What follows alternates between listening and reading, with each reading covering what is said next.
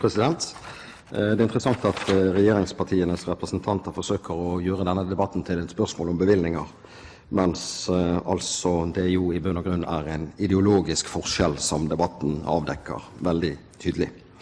Både representanten Olemic Thommessen og Trine Skei Grande har jo beskrevet en politikk fra regjeringens side som inneholder tiltakende styring og kanskje også en favorisering av store organisasjoner til forskjell fra de mange små. Statsråden svarte at dette var udokumenterte påstander, og jeg mener hun også sa i sitt innlegg at i svar på replikk at momskompensasjonen som er innført fra og med i år kommer hele frivilligheten til gode. Det er ikke riktig.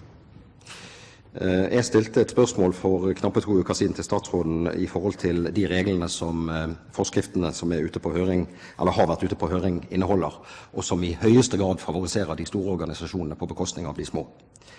Man skal ikke ha vært mye innom ulike frivillige organisasjoner, små organisasjoner eller mindre organisasjoner, for å vite at å ha en omsetning på 300 000 kroner, det krever en ganske stor organisasjon. Og det er omsetningskravet som skal legges til grunn for at organisasjoner skal kunne få refundert sitt utlegg på moms.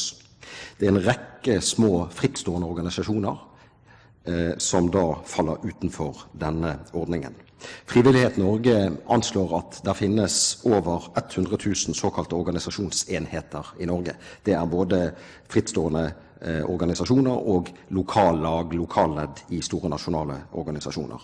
Frivillighet Norge sier samtidig at deres medlemmer representerer 50 000, altså bare halvparten av disse i Norge. Det er altså en stor mengde små lokale, frittstående frivillige organisasjoner som ikke omfattes av Frivillighet Norges store nasjonale organisasjoner med deres lokalledd. Disse organisasjonene er nå helt utestengt fra den ordningen som regjeringen innfører. Det er en forskjellsbehandling på store og små organisasjoner som er ganske urimelig, og det er faktisk en politikk som gir mer til de som har mest fra før. Det er de store, ressurssterke organisasjonene som nyter godt av regjeringens nye momsopplegg. Og det blir et økende klasseskille i Norge mellom de små, ressurssvake og de store, ressurssterke organisasjonene. Det er ganske oppsiktsvekkende at dette er regjeringens politikk.